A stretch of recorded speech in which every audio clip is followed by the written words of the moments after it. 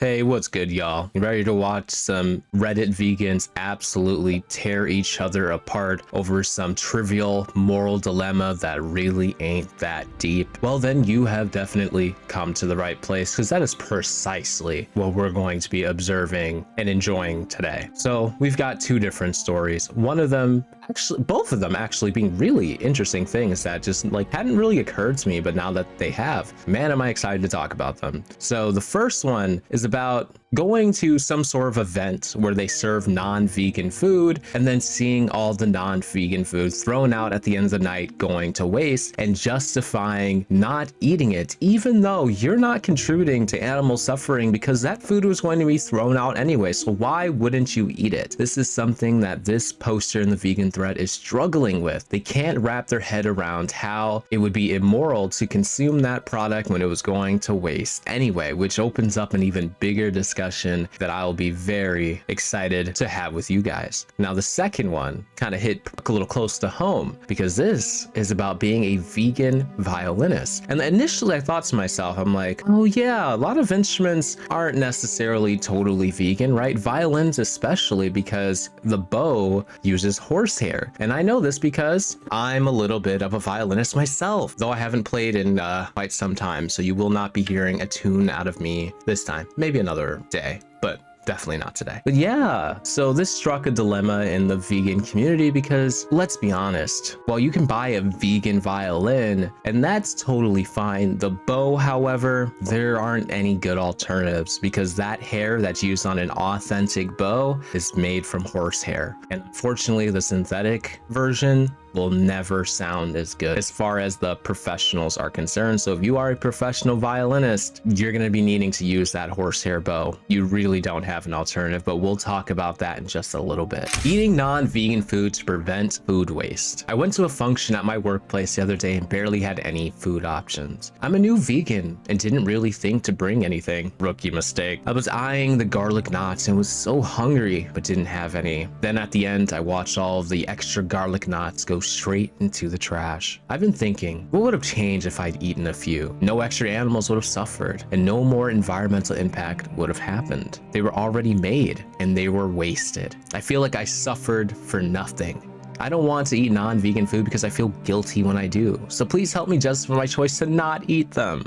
No, yeah, it has actually gotten to this point. This is sad. This is sad. To sit there and starve. You just sit there and starve because there's no vegan options for you when you could just go and eat the garlic knots. Now I understand, it's your moral stance against exploitation of animals and all that.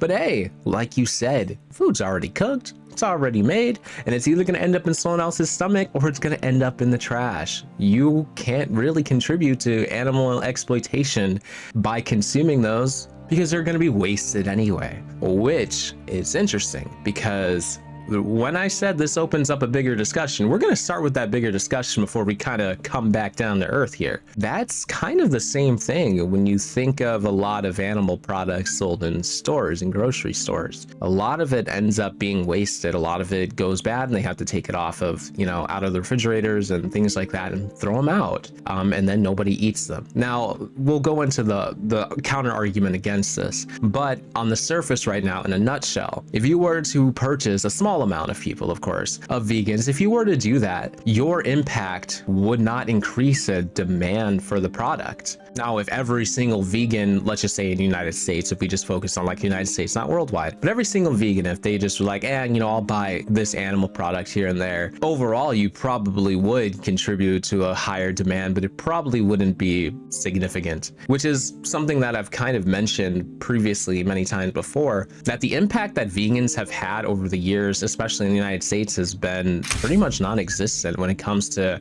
the profits and the demand of the meat and dairy industry. In fact, profits and demands have only gone up in the last decade. Now, there might have been a little bit of decline when veganism was popping off initially, during the fad phase where everybody's like, oh, I want to be vegan because of losing weight, not so much for the animals. But now that it's just the only people that remain really are the people that are doing it for ethical reasons, the impact is immeasurable. it's non-existent. Meat and dairy has not slowed down at all. And if you've noticed, so many vegan restaurants have actually closed down. A lot of vegan options have disappeared from stores, from grocery stores and things like that. So the impact has in fact been negligible as far as these industries. So when we wrap back to this incident in and of itself, consuming those garlic knots that were going to be thrown out would not have made any difference, right? If you ate them or if you didn't eat them, it doesn't make a difference. It's more so just your moral stance, right? Though veganism is about reducing animal suffering, and you, an animal, are suffering because you're not eating. So if you ate, wouldn't that technically be more vegan than if you didn't? Because you just reduced animal suffering by not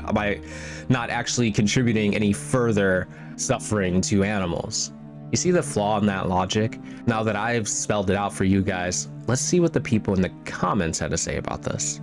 So this first comment's definitely an interesting one to start with. My thinking is that whoever threw those garlic knots away hopefully thought, dang, we got too many garlic knots. Better get fewer next time. And wow, the cheeseless pizza is all gone. Next time we'll get more. So about less than 1% of people in the United States are vegan. And let's say there was 100 people there and 1,000 garlic knots. And the 100 people minus one vegan, so 99, those 99 people ate 800 garlic knots total. Then you decided, you know what? I'm not gonna eat the garlic knots because I'm vegan. And yes, the people buying it might think to themselves, maybe we got too many garlic knots, maybe we'll get less. That doesn't change if you then went and ate 2 of them, 3 of them, 4 of them, 5 of them even. Compared to the 200 that was already remaining anyway, what's 195? You see how that impact is so negligible, immeasurable even. That would not have changed this person's perspective at all. Even if they did think to themselves, we might need to get less next time. It's not because of you. It's not because of the vegan abstaining from eating it. It's because there was enough people that would have eaten it because they're not vegan that just didn't eat all of them. It's pretty simple logic there. I don't know how this was completely lost on this commenter. Anyway, or in a more abstract way, the person who buys the food knows that the vegans will help eat any extra. They'll be less worried about ordering too much. Yeah, again, this is overestimating your impact. Unfortunately for you, the impact of vegans is so negligible, especially at a function like this, that 1 or 2 people that happen to be vegan abstaining from eating these things isn't going to be the reason for those leftovers, as I just explained. This is crazy delusion if you honestly believe that. But hey, go off. This person responds, yes, I agree with the sending a signal angle. I was at a work function recently and the midday snack was pretzels. I took one but put it back. As it was shining, I thought that might be egg wash. A non-vegan colleague who I had just met the day before took upon herself to ask the kitchen staff if it was vegan. For me, it actually was. They just hadn't labeled it as such, though they did for the main meals. And then this person, let's get to the more militant comments. I think you need to stop thinking of uneaten animal products as waste. We don't think of dead human bodies as waste because they're not eaten. Animal products aren't ours to eat, so we don't eat them. Again, that is waste. It's wasted food. Whether you like it or not, that was food and it was wasted that this person could have consumed without furthering their harm against animals. Now again, I thought the definition of veganism was a stance against exploitation and suffering of animals, not comparing dead human bodies to animal food products. But, you know, again, this sort of thing is expected in these vegan Reddits. These people are absolutely out of their goddamn minds. Someone else even said, if you eat non-vegan food, then it tells others they have no reason to accommodate veganism. You'll just eat what's there. Again, your impact is not that big. I'm sorry. I know they want to believe that their impact is much bigger than it actually is, but if you look at the statistics and the facts and the decline of veganism right now in the United States and even globally right now, I mean, people were rioting and raving in a positive way about Switzerland passing a law that puts labels on food products that had any sort of unjust animal suffering, like castration without anesthesia, that sort of thing. Put that on packaging, and the vegans were super happy about this, just to, you know, find out that it wasn't to the extent that they had wished. But not only that, but only like 0.7% of Switzerland is vegan. You know, the impact is so negligible that these things that they're saying carry no water, no weight at all. But hey, y'all keep believing, and maybe one day Who am I kidding? It's not going to be true ever. But anyway, let's move on to the next story. Is it possible to be a vegan violinist? Hello, I've been vegan for around 2 years, and I've played the violin for around 6 years. For those who are unaware, the violin and many other string instruments, but the violin especially, require animal products to be produced, including hide glue for the body, horsehair for the bow, and leather for the bow grip. Traditional violins are catgut strings, but me and most other violinists use steel strings unless in a performance practice setting. Though the hide glue generally stays intact for a very long time, unless the instrument is damaged, the bow hair and the leather grip needs to be replaced intermittently with use. There are synthetic alternatives to hair and leather, but especially the hair pales in comparison to quality, and often will not be offered as an alternative by most bow makers. There obviously is no ethical way to harvest hide glue and leather, and though horsehair can be ethically harvested, most bow makers purchase cheaper hair from slaughterhouses in Mongolia, where the hair is sold internationally as a byproduct to the meat, which is the main domestic product. Most string players are unaware that bow hair comes from slaughterhouses and assume they come from farms. My question is, can it be justified being a vegan violinist? I have a consequentialist moral framework and value the moral worth of an action based on its outcome. Animal products for my violin are the only products I intentionally purchase. Well then, I got bad news for you. You are not vegan according to this community. And though purchasing these products does reward exploitation, it's at a much lesser severity than purchasing products by the meat industry or the leather industry, for example. As animal products used by violin and bow makers are in smaller market and depend on the byproducts of the meat industry and therefore have lesser ethical impact than other animal products. I suppose the crux of my question is, can the fulfillment and joy playing my instrument gives me justification for the negative consequences, even if they are marginal compared to purchasing other animal products? Can I allow myself to keep playing in good conscience if I offset my negative impact with donations and activism? I'm going to answer this in two ways. I'm going to answer this from perspective of a militant asshole vegan first, and the answer is no, because of all of the contradictions and you contributing directly to animal suffering. So absolutely not. No way, Jose. Drop the violin. Go pick up a vegan instrument that doesn't require animal suffering, you piece of shit. Now I'm going to actually answer this from a person who actually gets enough B12 and isn't a deranged lunatic. Yes, that's fine. And you don't even have to do all these crazy gymnastics to justify it.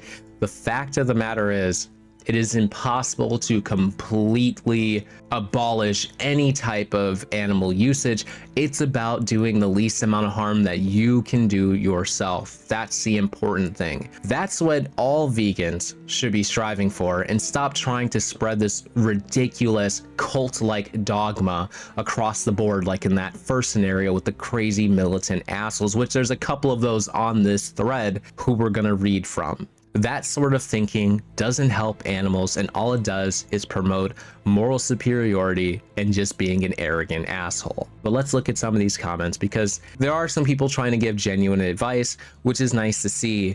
Unfortunately, there's also those others. Oh, I'm sorry. Actually, before I get to that, there's one other thing I wanted to mention. So they were talking about the quality of the bows, right? Which I already mentioned, but this is crucial. If you are a professional, like, you are not using synthetic hair, like you are not using it. It sounds terrible in comparison to a professional quality horsehair bow. Like, it's night and day. You as a professional, there is no way you are sacrificing quality for that. That's why this person's post exists in the first place. That's the dilemma, because there is no equivalent alternative that is vegan. The synthetic is garbage. Anyway, let's move on now. So this person's being realistic. I feel like the problem with vegan violin stuff is that there just isn't enough demand for it. I'm sure it's possible to make vegan versions of everything you mentioned that work at least just as well and create just as good a sound, but nobody makes them, because what would be the point of synthetic stuff that costs more than the real stuff? I feel like this is one of those things that won't really be solved until way more than 2% of the world is vegan, which, newsflash, hate to break it to you, will never happen, but keep dreaming. Which always begs the question, why is animal exploitation always the default mode of everything? Maybe because of what you call animal exploitation, which other people would just call animal agriculture, things closer to that.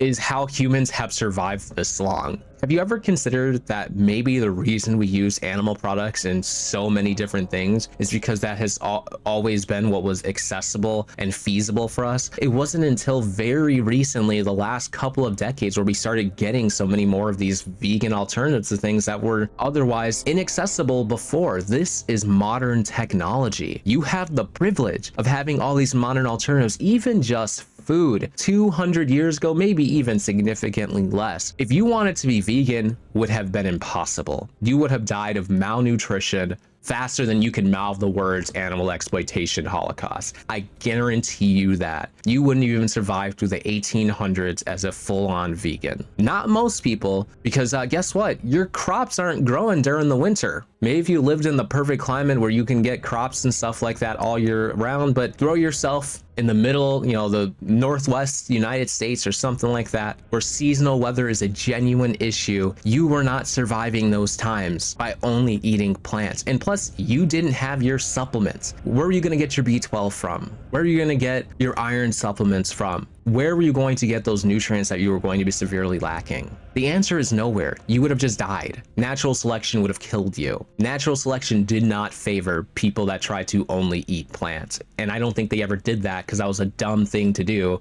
going against your biology in a way that wasn't even feasible. But now people are complaining that, well, we use animal products in most things as a default. Well, yeah, for obvious reasons. I can't believe I had to explain that. This one.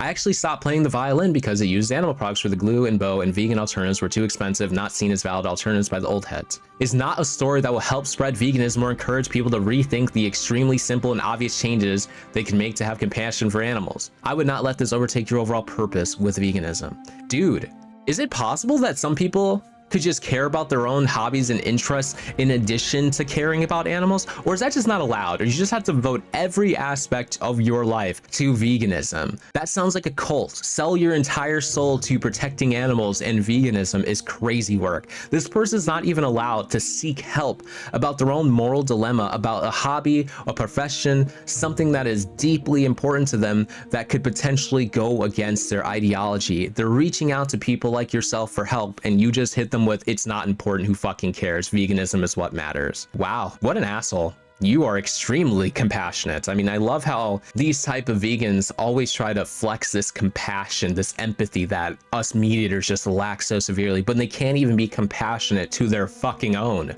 Very inspiring. Definitely makes me want to be just like them. I absolutely want to be a vegan too now. Now there's people saying like, oh, there's vegan violins. You can buy a carbon fiber violin, use a synthetic bow, which sounds like shit. Awesome. Yeah, great idea. You cannot offset harm like that. No, people have given you many options in this thread. If you want to ethically play an instrument, figure out how to cover the cost. Otherwise, the animals are paying the cost of you getting cheaper products, and the costs they pay are way higher than the dollars you have to allocate or the time you may need to go without an instrument in peak condition. There are non-vegans using synthetic strings simply because they prefer them.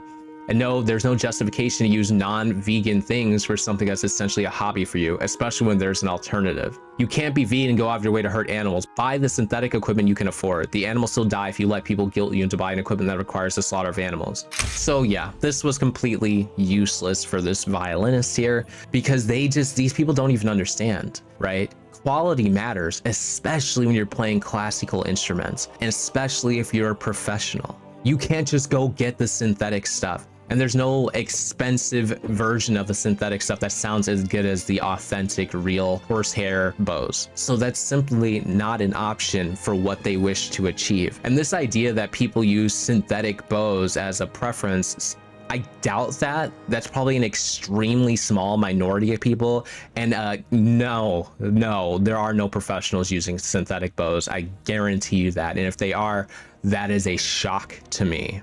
I think that's just more vegan copium that they're storing up each other's assholes. But anyway, I've rambled on enough. I want to know what you guys think. Please leave your thoughts in the comment section below. Let's talk about it. Till next time.